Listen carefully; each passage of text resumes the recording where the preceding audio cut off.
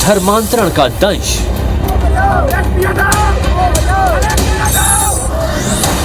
भाभी और भाजी। मध्य प्रदेश में तो छत्तीसगढ़ खाना बनाना आता नहीं भाभी जी को, तो अब बाहर में जा खा रहे हैं। भूखे से शायद गलतफहमी है कि वही वर्ग।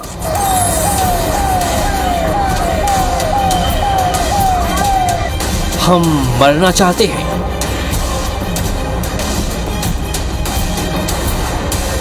सोनू की भक्ति।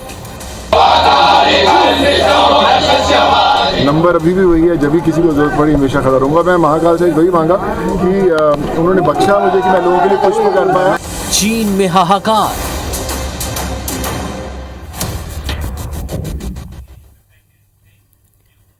नमस्कार, गुड इवनिंग। बहुत स्वागत है आप सबका। रात 10 बजे इत्मीनान के साथ पूरे दिन की हर एक खबर का, बड़ी खबरों का अपडेट आपको देने के लिए हाजिर हूं मैं पुनीत पाठक।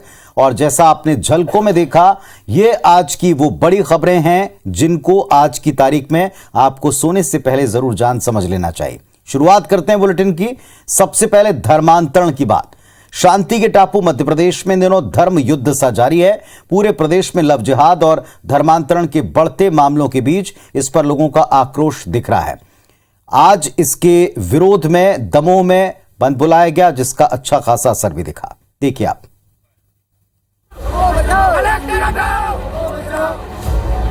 दमोह में धर्मांतरण के खिलाफ जन आक्रोश उबल रहा है। शुक्रवार को विश्व हिंदू परिषद और बजरंग दल ने बंद का आह्वान किया तो सड़कों पर सन्नाटा पसर गया। लेकिन सिर्फ यही एक घटना नहीं है। गोकशी, मंदिर तोड़ने और लव जिहाद के मुद्दों पर हिंदू संगठन लगातार नाराजगी जता रहे हैं। हिंदू विरोधी जो गतिविधियां शहर में संचालित हो रही हैं, जैसे कई मंदिरों को अपवित्र किया गया, धर्मांतरण पर कोई कार्रवाई नहीं करी गई, इन सभी बिंदुओं के विरोध में आज दमोह बंद रखा गया। हिंदू की आस्था पर ही प्रहार करने का प्रयास है। लव जिहाद की घटनाएं हों, उनमें भी यही प्रश्न है। उनकी मानसिकता यही है, योजना यही है कि वो कहीं ना कहीं बहला के फुसला के अपने आप को हिंदू बताकर ही ये सारा काम कर रहे हैं। दरअसल मध्य प्रदेश में आए दिन लव जिहाद और धर्मांतरण की खबरें सामने आ रही हैं। खुद सीएम शिवराज विधानसभा में स्वीकार कर चुके हैं कि पिछले 2 साल में लव जिहाद के 113 मामले दर्ज किए गए। प्रदेश में लगातार लोग दूसरे धर्म को अपना रहे हैं, जिसका कोई भी आधिकारिक रिकॉर्ड नहीं है।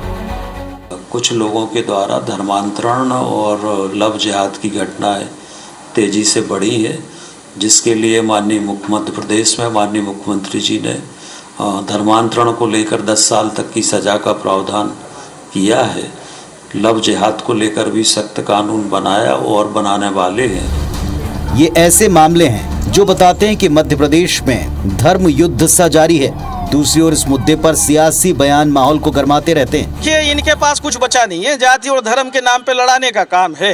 ये तो यही काम करते आ रहे हैं। अब विकास की बात कर नहीं सकते, अच्छे दिन आए ही नहीं, महंगाई कम हुई नहीं। अब इनके पास एक ही विषय बचा है कि किस तरह से हम जाति और धर्म के नाम पे लड़ाकर और लोगों को गुमराह करें। ये संघ और भारतीय जनता पार्टी या विश्व हिंदू परिषद के लोग, मुझे लगता है कि भारत में कहीं भी इस तरह की कोई भी घटना अगर घटती है, कुछ होता है, तो राजनीतिक रोटियां सेकने के अलावा और कोई दूसरा काम नहीं है।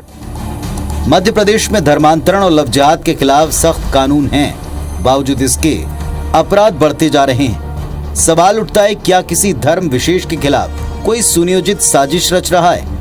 मध्य प्रदेश में आखिर क्यों बार बार ऐसे मामले सामने आ रहे हैं? क्या कोई है जो शांति के टापू की तासीर बदलना चाहता है? Bureau report, IBC 24।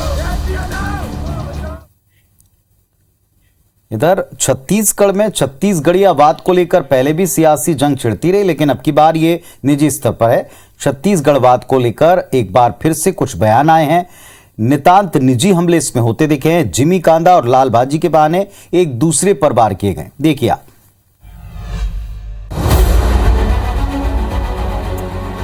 छत्तीसगढ़ में अब जिमी कांदा पर सियासत हो रही है और राजनीति पर लाल भाजी का रंग चढ़ गया है। पूर्व सीएम रमन सिंह ने बिलासपुर में किसान रामफल धीवर के घर जिमी कांदा और लाल भाजी खाकर फोटो को ट्वीट किया। इस पर कांग्रेस ने इसे पॉलिटिकल स्टंट करार दिया। कैबिनेट मंत्री कवासी लखमा ने कहा कि रमन सिंह हमारे मुख्यमंत्री से सीख रहे हैं। वहीं मुख्यमंत्री भूपेश बघेल ने इसे छत्तीसगढ़वाद से जोड़ दिया। उन्होंने कहा कि रमन सिंह का ससुराल मध्य प्रदेश में है। छत्तीसगढ़िया खाना बनाना भाभी जी को आता नहीं, लिहाजा वो बाहर जाकर खा रहे हैं। रमन सिंह जी के ससुराल है ना, तो मध्य प्रदेश में, तो छत्तीसगढ़िया खाना बनाना आता नहीं भाभी जी को, सीखती नहीं होगी, तो अब बाहर में जा खा रहे हैं। रमन सिंह हमारा मुख्यमंत्री से सीख रहा है, भूपेश बघेल से। दिखाने के लिए लाल बाजी खाने से छत्तीसगढ़िया नहीं हो सकती। अरे 15 साल में कल ऊपर ऊपर घूम रहे थे, अभी नीचे में आने के बाद नाटक कर रहे हैं, लोग जानते हैं। लाल भाजी की लड़ाई भाभी जी तक आई तो रमन सिंह ने भी पूछ लिया, क्या भूपेश बघेल ने इस पर पेटेंट करा लिया है? जिमी कांदा और लाल भाजी को भूपेश ने पेटेंट कर लिया है। अरे तुम नहीं खाओगे, आज भी लाल भाजी बना है, जिमी कांदा बना। जिमी कांदा छत्तीसगढ़ के हजारों साल सिखा रहा है, कोई भूपेश अकेला नहीं खाता मेरे भाई। हर गांव में, हर घर में, तिहार बार में हर छत्तीसगढ़िया के घर जिमी कांदा बनाते हैं। भूपेश ने शायद गलतफहमी है कि वही बार खाते। बहरहाल छत्तीसगढ़ की सियासत में जिमी कांदा और लाल भाजी छत्तीसगढ़िया प्रतीक के तौर पर एंट्री कर चुके हैं। ये लड़ाई भूपेश बनाम रमन पर आ टिकी है, लेकिन इस बार निजी हमला होने की वजह से आने वाले दिनों में इस पर कुछ और तल्ख बयान आ सकते हैं। Bureau report, IBC 24। और एक और आज के दिन की सबसे बड़ी और अहम खबर, सियासत के जानकार अक्सर कहते हैं कि बीजेपी की मजबूती के पीछे एक मजबूत बैकअप राष्ट्रीय स्वयंसेवक संघ है। इसकी बड़ी भूमिका रहती है। बीजेपी धर्मांतरण की घटनाओं के लिए अक्सर ईसाई धर्म पर सवाल उठाती रही है, लेकिन अब राष्ट्रीय स्वयंसेवक संघ ने ईसाई धर्म के करीब आकर उसे जोड़ने का एक प्रयास किया है, जिस पर विवाद नहीं कहेंगे, लेकिन बयानों की एक बौछार जरूर है। संघ के लिए राष्ट्र पहले है, बाकी सब चीजें बाद में है। तो कभी वो मस्जिद और मजार जा रहे हैं मोहन भागवत जी, तो कभी क्रिसमस का आयोजन कर रहे हैं। राष्ट्रीय स्वयंसेवक संघ ने विभाजन नहीं किया कि कौन क्रिश्चियन है कौन मुस्लिम है, उससे आरएसएस दूर रहेगा, वो हमेशा सबके साथ रहे। पर ये सिर्फ दिखावा है, इनके मन में कोई धर्म नहीं है। केंद्रीय राज्य मंत्री जॉन बारला की मेजबानी में संघ ने क्रिसमस भोज का आयोजन क्या रखा, सियासत में हंगामा शुरू हो गया। कांग्रेस इसे विशुद्ध राजनीति से प्रेरित कार्यक्रम बता रही है, जबकि बीजेपी का कहना है कि आरएसएस कभी तुष्टीकरण की राजनीति नहीं करती, बल्कि कांग्रेस की नजर में ही दोष है। बहरहाल इतिहास में पहली बार संघ क्रिसमस भोज का आयोजन कर रहा है, जिसमें कश्मीर से केरल तक के चर्च प्रमुखों को न्योता दिया गया है। जाहिर तौर पर सवाल तो उठेंगे कि आखिर आरएसएस ने क्रिसमस भोज का आयोजन क्यों किया? क्या इसका एकमात्र लक्ष्य ईसाई वोटर्स को साधने की कोशिश है? क्योंकि कांग्रेस तो यही मानती है कि भागवत वोट के लिए कभी मस्जिद मजार जा रहे हैं तो कभी क्रिसमस भोज का आयोजन कर रहे हैं। कि वोट क्या क्या नहीं कराती, क्योंकि उसकी जमीन खिसक गई है भारतीय जनता पार्टी की। तो कभी वो मस्जिद और मजार जा रहे हैं मोहन भागवत जी, तो कभी क्रिसमस का आयोजन कर रहे हैं। तो इनके कथनी करने में बहुत अंतर है। पर यह सिर्फ दिखावा है, इनके मन में कोई धर्म नहीं है। कोई भी धर्म ये नहीं कहता कि जाति से जाति को लड़ाओ, धर्म से धर्म को लड़ाओ, सभी धर्मों का सम्मान करो। एक तरफ कांग्रेस नेता आरएसएस के क्रिसमस भोज को बीजेपी का जनाधार बढ़ाने की फील्डिंग बता रहे हैं, तो बीजेपी अब कांग्रेस की नजर में ही दोष बता रही है। संघ के लिए राष्ट्र पहले है, बाकी सब चीजें बाद में है, और इसीलिए सामाजिक समरसता की दिशा में एक बहुत अच्छा निर्णय है। राष्ट्रीय स्वयंसेवक संघ कार्य करता है, राष्ट्र की सेवा करता है, मानव की सेवा करता है, तो वो हमेशा सबके साथ रहे। पर कांग्रेस की दृष्टि में ही दोष था। सियासी बयानबाजी से इतर ईसाई समाज की प्रतिक्रिया भी सुनिए। हम एक दूसरे से बार बार मिलेंगे, बार बार बैठकर बातें करेंगे, भोजन करेंगे, इसमें हमारा संबंध बढ़ेगा।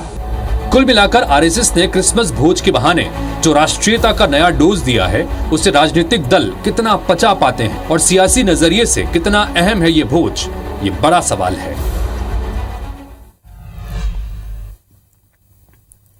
और चलिए अब कुछ आज की और अहम खबरों का रुख करते हैं। आज कुछ हादसे हुए जिनका जिक्र दिन भर हुआ है। सिक्किम के जैमा में आज आर्मी का ट्रक खाई में गिर गया, इसमें 16 जवानों की मौत हो गई, 4 घायल हुए। आर्मी ने बताया कि वाहन एक तीखे मोड़ पर फिसल गया और सीधे खाई में जा गिरा। इस वाहन के साथ आर्मी की 2 वैन और भी थीं। तीनों वाहन सुबह चटन से थंगू के लिए निकले थे। सेना की रेस्क्यू टीम ने 4 घायल जवानों को वहां से एयरलिफ्ट किया। शवों को निकाला गया। राष्ट्रपति द्रौपदी मुर्मू और प्रधानमंत्री नरेंद्र मोदी ने इस हादसे पर दुख प्रकट किया। घायलों के जल्द ठीक होने की कामना की। प्रधानमंत्री ने जान गंवाने वाले जवानों के परिवारों को प्रधानमंत्री राहत कोष से 2-2 लाख रुपए और घायलों को 50-50 हजार रुपए देने की घोषणा की। देश के रक्षा मंत्री राजनाथ सिंह ने हादसे पर दुख जताया। लिखा कि उत्तरी सिक्किम में सड़क दुर्घटना में भारतीय सेना के जवानों की जान जाने से बेहद दुखी हूं। देश उनकी सेवा और प्रतिबद्धता के लिए उनके प्रति कृतज्ञ है। मृतक जवानों के परिवारों को मेरी संवेदनाएं। घायल जवानों के जल्द ठीक होने की कामना करता हूं।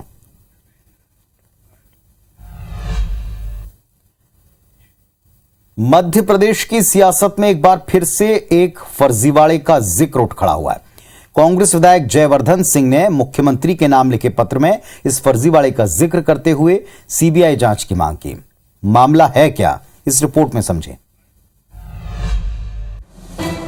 इस खत को देखिए जो सीएम शिवराज सिंह चौहान के नाम पर लिखा गया है। ये खत कांग्रेस के विधायक और पूर्व मंत्री जयवर्धन सिंह ने लिखा है। इस खत के जरिए जयवर्धन सिंह ने मध्य प्रदेश में आयुष्मान भारत योजना में फर्जीवाड़े के आरोप लगाए। जयवर्धन सिंह के मुताबिक स्वास्थ्य विभाग और स्वास्थ्य मंत्री ने सदन में आयुष्मान भारत योजना को लेकर गलत जानकारी दी है। जयवर्धन सिंह का कहना है कि सदन में दिया गया जवाब और आयुष्मान पोर्टल पर दी गई जानकारी अलग अलग है। लिखित जवाब और पोर्टल में आंकड़ों में हेरफेर की गई है। सदन में दी गई जानकारी के अनुसार भोपाल में आयुष्मान के 114 अस्पताल जुड़े हुए हैं, जबकि आयुष्मान विभाग के पोर्टल पर भोपाल जिले में लगभग 213 अस्पताल रजिस्टर्ड हैं। बहुत सारे ऐसे संस्था है जो आयुष्मान योजना के नाम पर गरीबों से पैसे भी वसूल रहे हैं और साथ में फर्जीवाड़ा इसमें बहुत बड़े स्तर पे हो रहा है। मैंने स्वयं इसमें पत्र आज लिखा है माननीय मुख्यमंत्री जी को। दरअसल जयवर्धन सिंह ने जानकारी मांगी थी कि पिछले 2 साल में आयुष्मान भारत योजना के तहत दिए गए अनुदान और पंजीकृत अस्पतालों की जानकारी क्या है।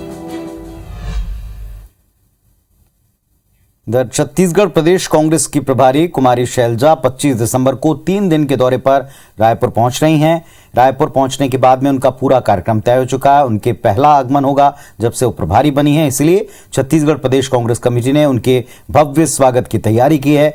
25 तारीख को शाम को 8 बजे वे रायपुर आएंगी। 26 दिसंबर को प्रदेश कांग्रेस कमेटी और जिला अध्यक्ष समेत मोर्चा प्रकोष्ठ के प्रमुखों से एक मीटिंग करेंगी। 27 दिसंबर को सुबह 9 बजे वो वापस दिल्ली लौट जाएंगे।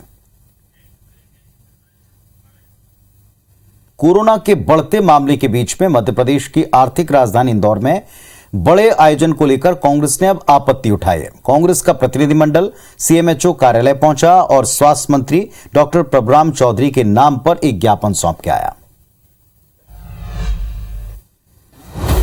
तस्वीरें कांग्रेस के प्रतिनिधिमंडल की सीएमएचओ से मुलाकात की है। दरअसल कोरोना के बढ़ते मामलों के बीच मध्य प्रदेश की आर्थिक राजधानी इंदौर में होने जा रहे प्रवासी भारतीय सम्मेलन को लेकर कांग्रेस ने आपत्ति दर्ज कराई है। कांग्रेस के प्रतिनिधिमंडल ने सीएमएचओ को स्वास्थ्य मंत्री प्रभुराम चौधरी के नाम ज्ञापन भी सौंपा। इंदौर में जनवरी में 5 दिनों तक प्रवासी भारतीय सम्मेलन और ग्लोबल इन्वेस्टर समिट का आयोजन होना है, जिसमें 100 से ज्यादा देशों के करीब 6000 लोग आएंगे। इसमें अमेरिका, कनाडा, दुबई सहित कई देशों के एनआरआई सम्मिलित होंगे।